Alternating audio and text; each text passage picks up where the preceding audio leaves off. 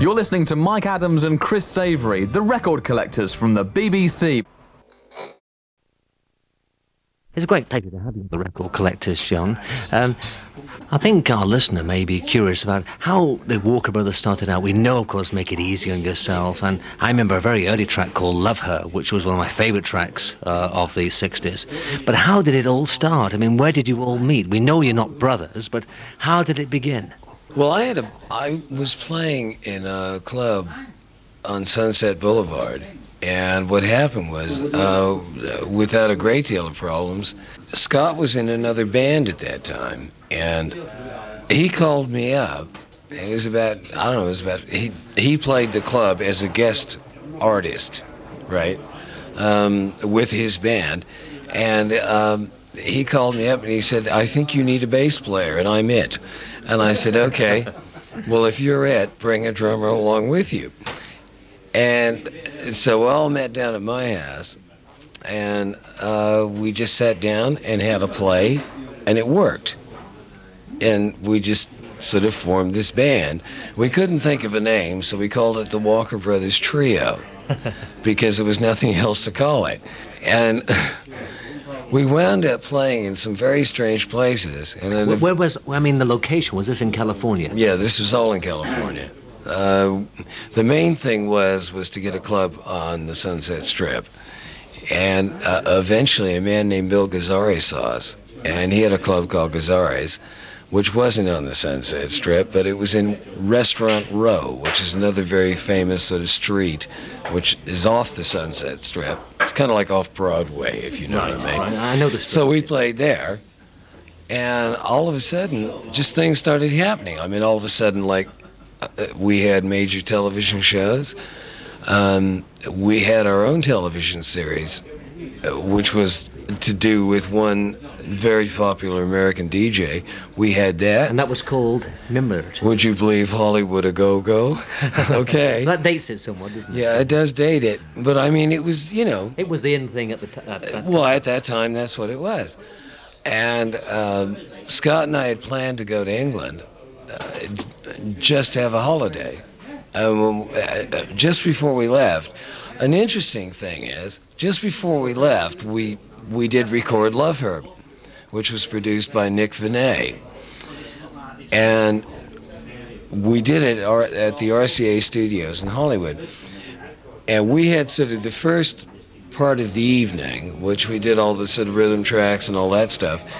And the way it worked out is the Rolling Stones came in. They had the nighttime session. That's when they recorded last time.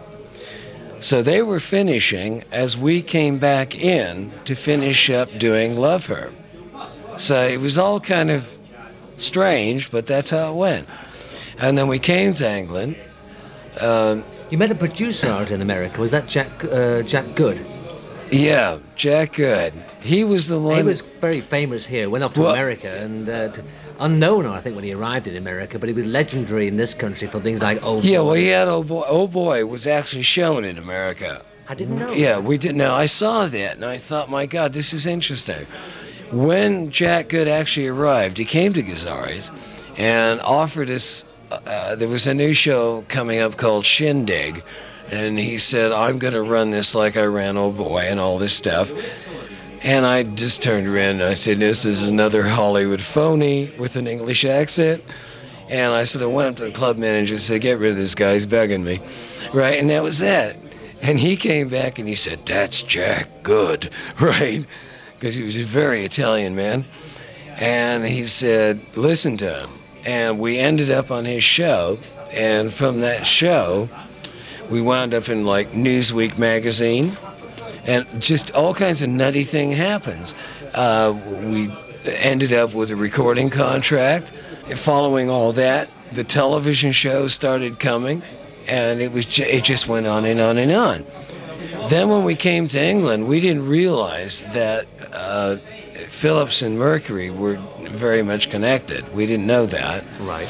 And they'd sent the tapes over that we did of the old Everly Brothers song, Love Her, except we did it with a huge, really big orchestra, and it was a really big piece. And I mean, I remember that track, Love Her, very well, because it's one of my all-time favourite songs, Love Her. And I used to go around singing it in the bath to get the echo. It did have, it seemed to me have some influence, but I wouldn't say total influence of Spectre, but it was so early. I mean, were you thinking of that sort of wall of sound? Yeah, but you see, we were...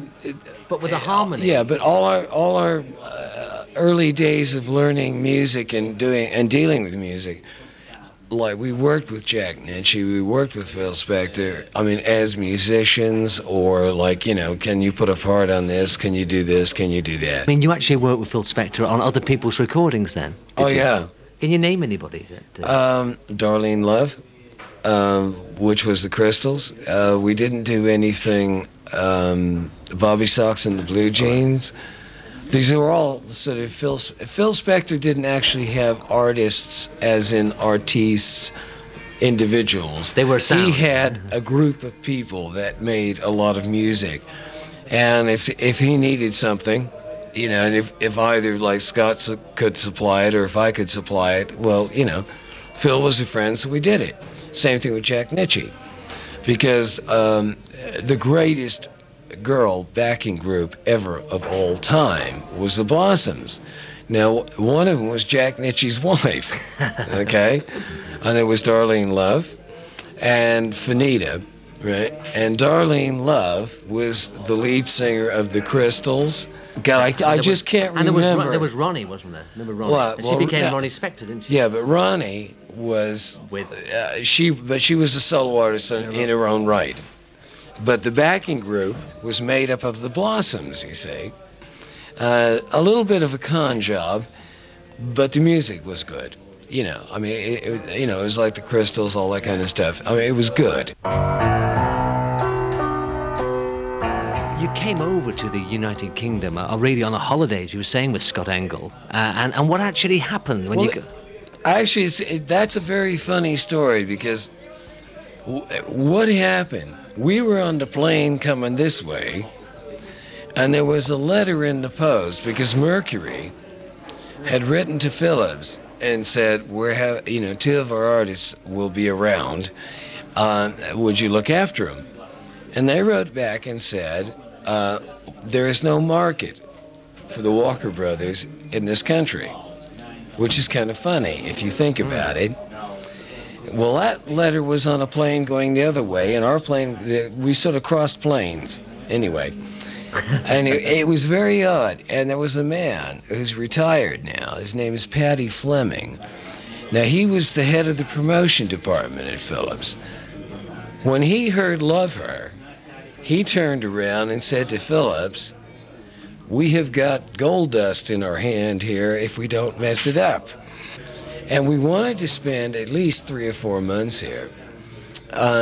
We had enough money. I mean, it wasn't a question of like we had to work to live. I mean, we were okay. You'd already made money in the States, and you came here on like a vacation. It was going to be a giant holiday, a big fun time. And all of a sudden, they got us doing radio shows and television shows, and the next thing you know, Love Her's released and in the charts. And so we sat and looked at that and said, now what are we going to do? Well, we couldn't think of anything to do. Can I ask you this? I'm sorry to come across you. Yeah, go ahead. I mean, at that time, a lot was actually happening in America. And in the United Kingdom was a totally different scene. I was in a band at that time. And the British scene was actually so different from like the love songs of America. It was all very sort of like it was very hard rock and roll. It'd gone back to the roots of the music. You came over from America with really some great melodies. Well, it was funny because the Rolling Stones used to come into the club we were playing in Hollywood, right? And particularly Brian and Keith, they were always in. It was like nightly. Mick made one appearance, but he has a tendency to make one appearance. That's how he is. I can say that because we're friends. Anyway, but I mean, the point is that we never thought about anything other than doing the sort of music we were doing. But it was pretty embarrassing to sit there in front of the Rolling Stones and doing some of their music in this club because it was terribly popular in America. So we used to do some Rolling Stones songs. And What was your When- what track comes springing to mind? Anything particular of the Rolling Stones at that time? We used to do Reelin' Rockin' and... But Chuck Berry did that, of course, and that was his song. I know, but The Stones the way. Rolling Stones, we did it the way they did it. And we also did, we did The Last Time, and I Want You Back Again, you know. God, and my guitar went out of tune one night right in front of God and everybody. That was terrible. Considering Brian was sitting there, and that was his particular part that he was playing, and I was trying to figure out how in the hell I was going to get out of that one. So I managed. Anyway, so we sort of became friends to a certain degree, and it was just an odd thing. And when we came here, there was no way you could sell love songs in a total rock market. But we weren't trying to do that. The record company was trying to do that, and I guess they were right.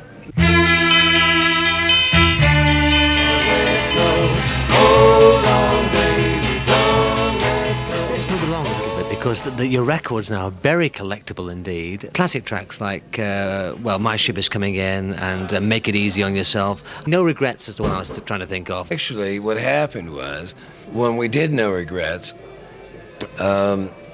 It charted in what year then, John? it actually charted in '75.